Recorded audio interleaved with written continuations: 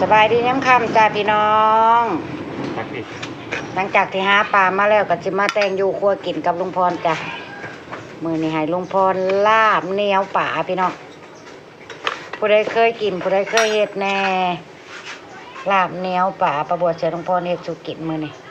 กินกับผักสะเดาพี่น้องจะเพิ่งเอาจวดแล้วเด้อเถ่าเด้อเพราะว่าครอบครัวเฮากินบ่ค่อยกินจวดปานใดนี่พี่น้องขั้นตอนลาบเหนียวป่าของลุงพรใส่ข้าวคั่วพริกย่างลงไปแล้วกระตำลุงพรผักไปแล้วผักรับซับเนื้อไว้เรียบร้อยแล้วยินดีต้อนรับสู่ช่องแม่น้องบอยคือกับคือเดิมเด้อจ้าพี่น้องจ้ามาจ้ะข้าวคั่วกับซองเถาจ้ะมื้อนี้เฮ็ดอาหารที่ป้าบัวมักจะบ่แม่นลูกมากเด้อมื้อนี้เด้อ โดนเลยล่ะ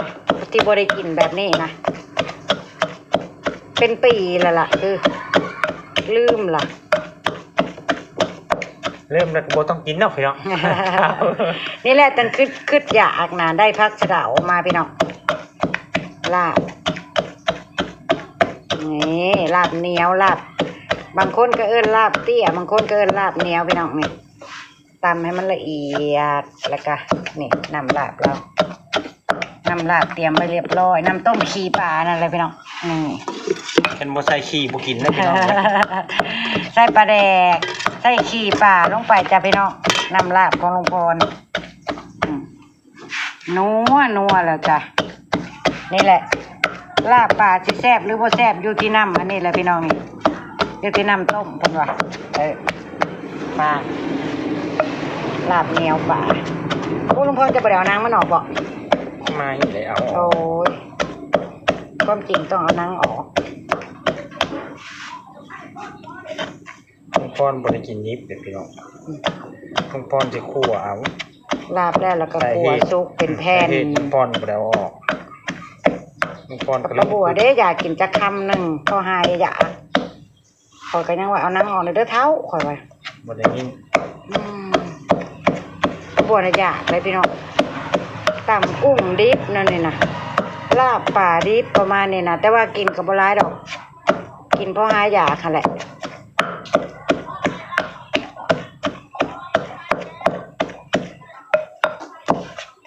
แต่ว่าซอยจุเนี่ยป้าบัวจากปานใดบ่เหนียวขนาดเหนียวดีขนาดบ่เราตำได้ที่แล้วชิมพอดีกับใส่อันนี้ฮะบ่ต้องใส่หยังเด้อ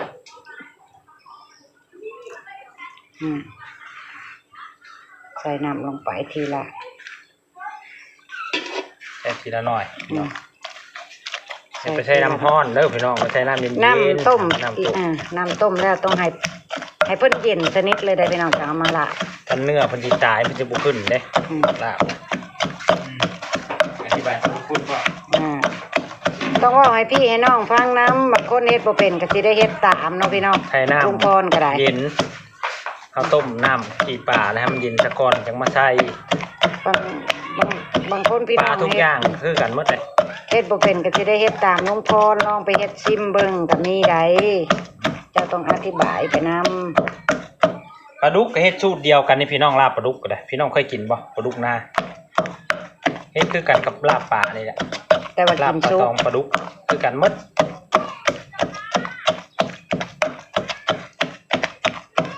ไม่ขังปก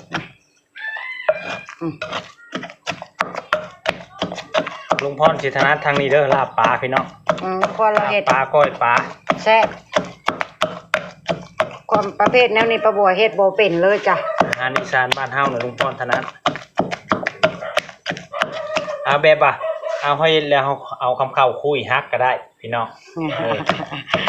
ลุงพรเฮ็ดแค้นผู้ลางคนก็บ่มักแค้นก็เติมน้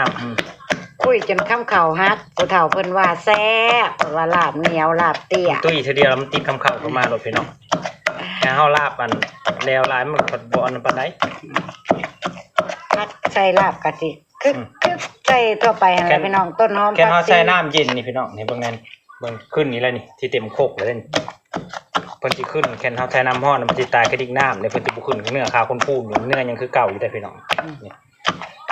แต่เหนียวแล้ว กระบวเป็นคนเติมน้ำให้ใส่ลงไปเลยเนาะขี้เพิ่นนี่ ใส่ลงมาแล้ว นี่ใส่ลงไปเลยสิได้มีออกรสคมจักหน่อย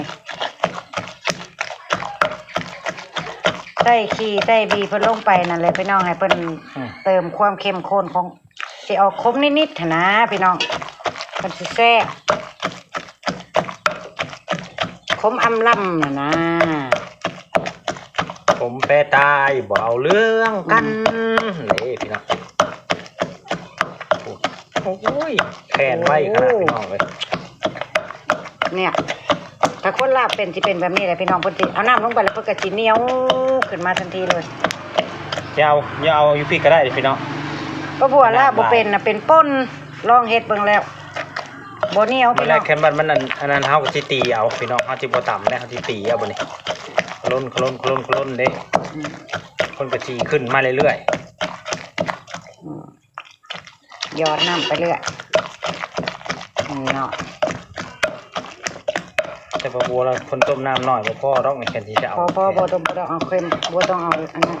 เป็นบ่ เอาข้าวขาวฮักคือลุงพรว่านั่นแหละ แค่นเลยได้นี่ อืม ให้บ่ไปเลยพี่น้องตามไปตามมานี่ดึงโคกขึ้นก็ได้เด้ต้มเหนียวของ พี่ คน น้องเฮ็ดกะเอาหั่นแหละสิเอาคนเอาเหนียวนั่นเลยเอาเร็วเอาคนกะใส่น้ำเข้าไปเรื่อยๆเรื่อยๆนี่แหละหยอดทีละนิดละนิดแบบนี้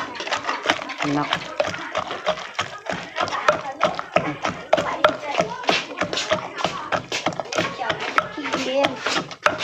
บิ๊กเอ้ยน้องมาซื้อขนม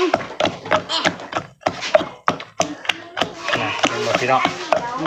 แค่นอันตันแล้ว แกน้ำตาลอีกแล้วเป็นคล้ายๆข้าวตีลูกชิ้นปลากายอะไรพี่น้องถ้าตีได้ก็จะเป็นประมาณนั้นแหละถ้าคนเฮ็ดเป็นนะ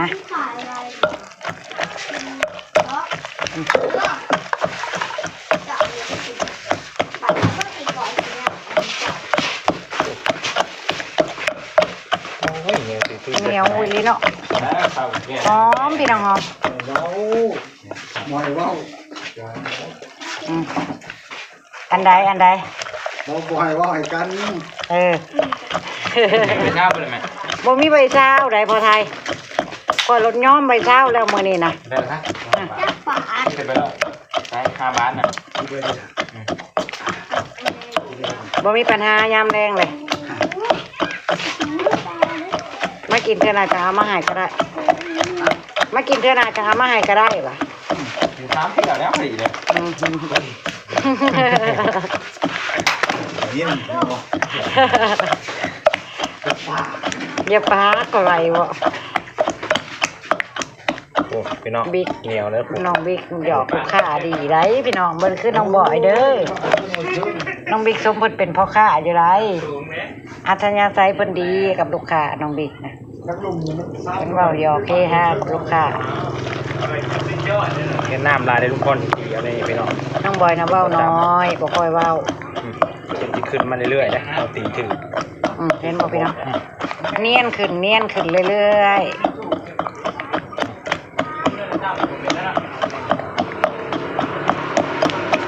ลาบปลาตองให้ขึ้นดีพี่น้องปลาตองปลากายปลานะ บุ้ยเนาะ โอ้ทำข้าวฮักดีและน้ำน้อย เอานะพอแล้วเอาใส่อีกบันนี้ก็พอเลยเพราะว่าเฮากินอันนั้นเวลาเฮาขัวมันจะอันนั้น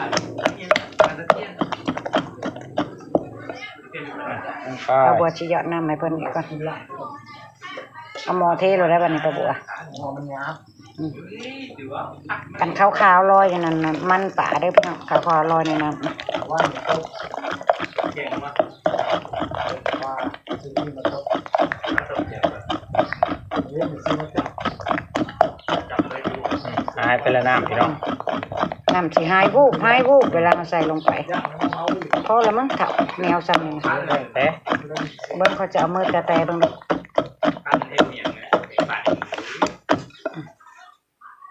โอ้ยังแข็งอยู่เลยเนาะใส่อีกรอบหนึงบ่ย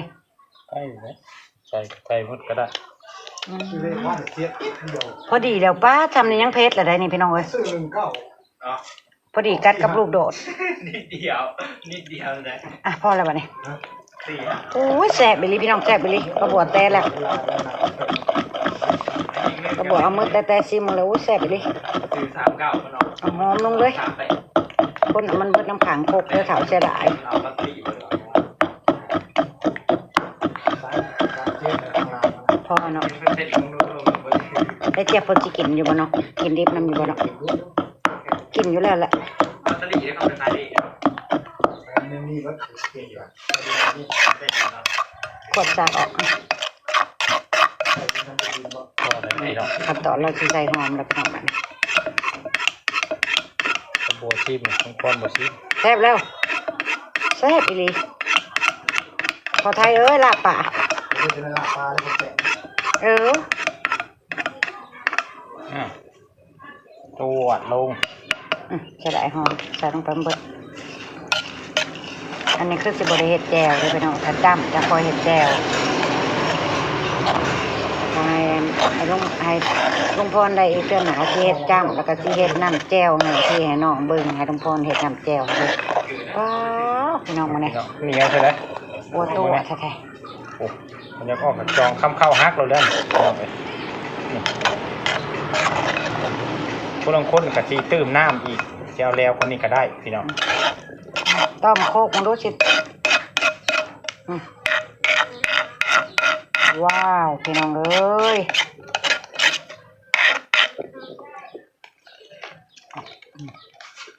นี่พี่น้องเห็นบอเสร็จเรียบร้อยลาบเหนียวป่าลุงพรกะสิไปครัวซะก่อนพี่น้องกินซุกเอาปลาบัวกะสิกินอยู่จะค่ำดิบจังมากินแรงน้ำกันจ้าพี่น้องจ้าเรียบร้อยพี่น้องเมนูลาบป่าลุงพรอันนี้ปลาบัวสิกินสดๆอันนี้ขั่วซุกแล้วนี่กินกับผักกระเดาพี่น้องเอ้ยอันนี้ต้มหัวป่าแซ่บๆจ้ะมาจ้ะ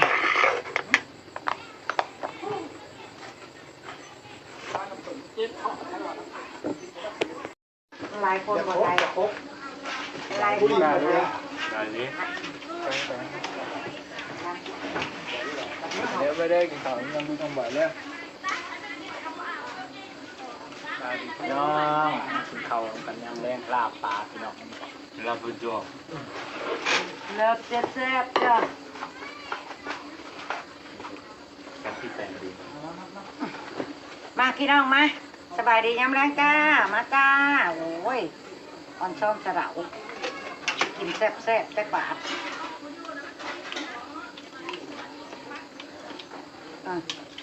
ลูกโดด ลูกแม่ได้สะดวกก่อนไง แม่โดดแม่กินก็ได้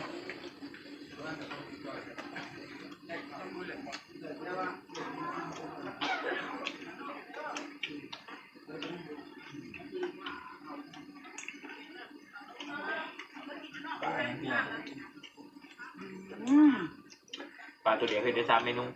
พักกระเดาคือบกผมเด้ เดียว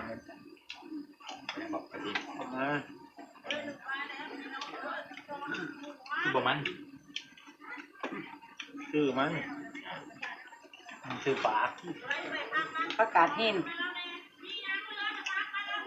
ข้าวทอง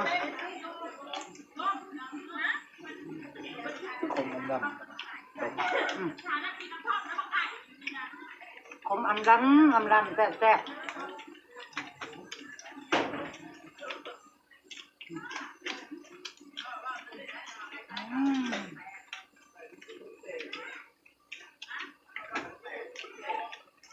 ตัดลูกโดดแซ่บมัน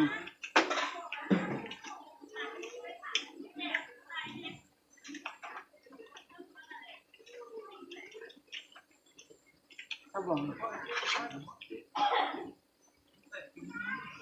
สดน้ำรองคอจะไหวลูก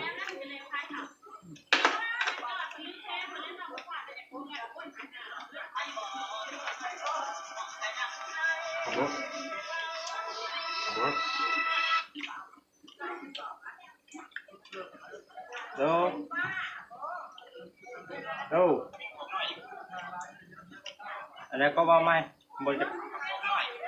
บวกน้อย มักบวบน้อย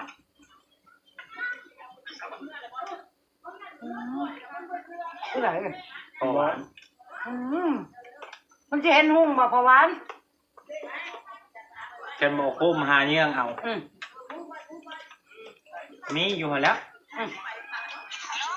เออคือมามืดมาค่ำเถอะเอ้ยเออ งาน สัญญาณอ่ะเอาแอเอา บาทเด้อ วานอะไรเฮ้ย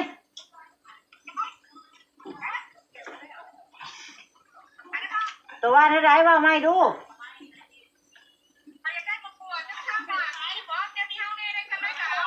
โอ้ยมันเจนหุ่งบ่เฮ้ย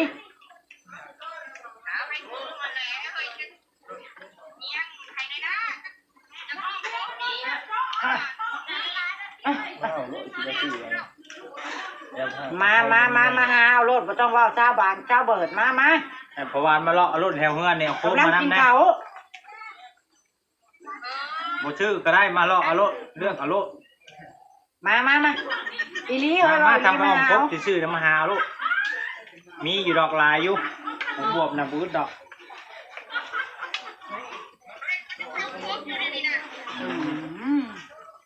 จังน้อยจ้ะ จังน้อยจังย่างเมาท่านคอยกินข้าวก่อนโอเค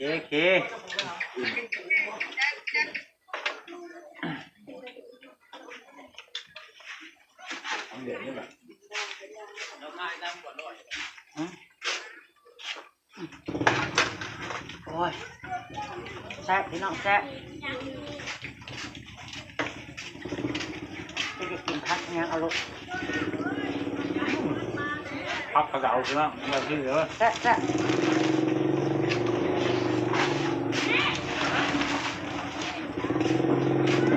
เนี่ยเหรอ เอากระดาษนะเดี๋ยวปล่อยลูกกลมอ่ะ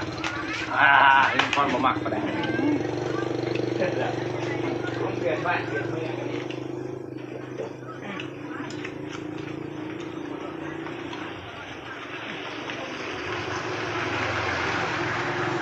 เราพอวานเป็นล่มผมเป็นยามไงว้าก็ขมนะคมมีแต่คมเป็นหนานี่จะมาคมเป็นใหญ่อิ่มแล้ว ถึงไว้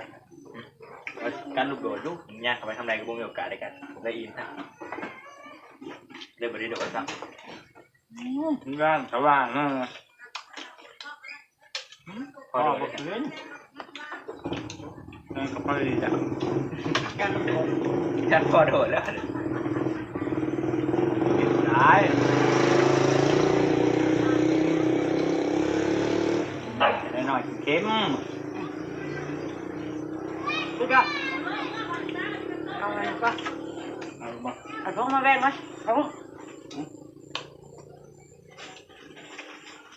ต้องแบ่งนะโอเค แบ่งไว้เมื่อวันเดือนเช้าอีกก่อน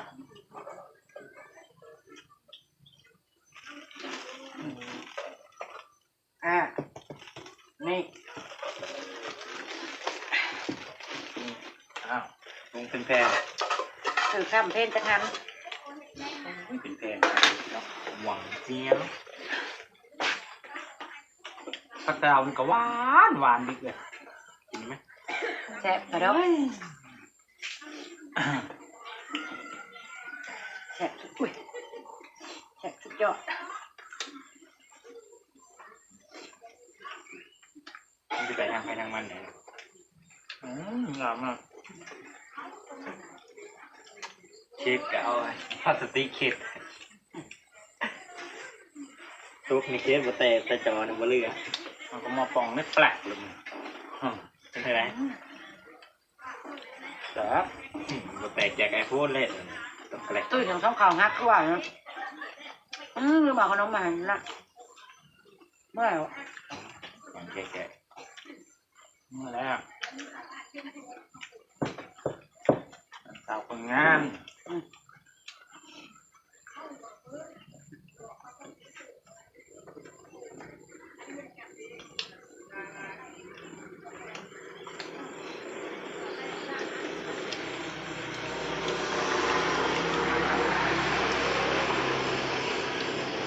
ร้านเช้ามันบ่ค่อยได้ไปหาเขา เขาก็มักไปจากลึ่งนะครับ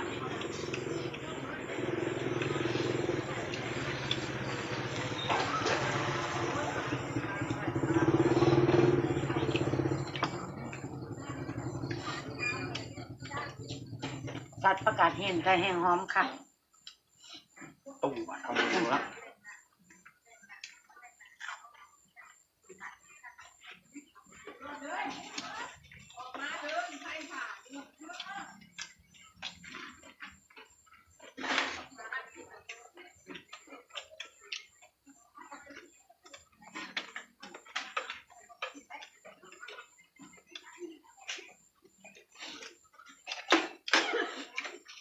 ความอย่างมากกินลาบปลากับพักกระเดาไปผูกแขนมันเกิดเขาพากทางเมื่อกี้จนบุกินข้าวน้ำเขาพี่น้องปลาบัวคนจัดวันเกิดให้ลูกคนให้เล็กน้อยเขาเจ้าเลี้ยงต้มเป็ดลาบเป็ดต้มข้าวเปียกปลาบัวบ่กินนะปลาบัวฉันก็กินลาบปลา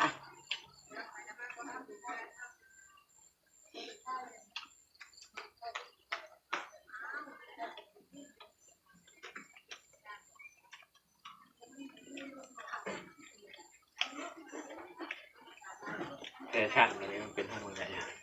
เป็นแฟชั่นวะเนี่ย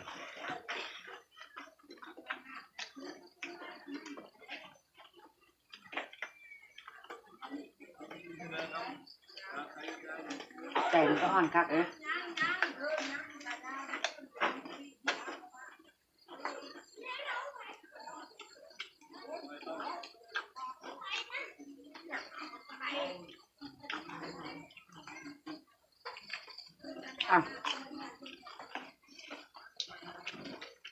มันเป็นเมนูโปรดของปลาบัวสังเกตลูกๆปลาบัวนี้ไปละ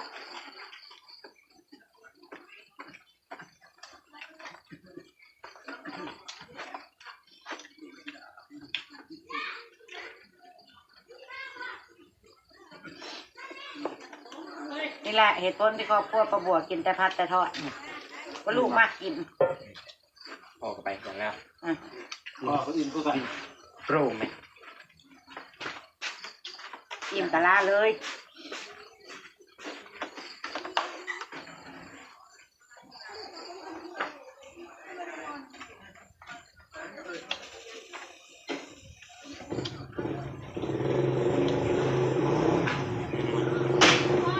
จะเป็นเกลือต้อย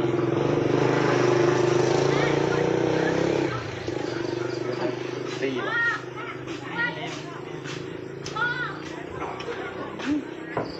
กินชมอย่างนี้พี่น้องอิ่มแดดลงปอนกันสำหรับพระจ่าเลยจ้าพี่น้องเก็บภาพบรรยากาศกินข้าวจำแรงว่าจำเนี่ยเลยจ้าพี่น้องจ้าขอบคุณประบัวแล้วขอบคุณในคลิปหนาจ้าขอบคุณหลายๆขอบคุณทุกกำลังใจขอบคุณที่เข้ามาเบิ่งเข้ามาชมคลิปของประบัวเลยจ้าพี่น้องกันแล้วจ้า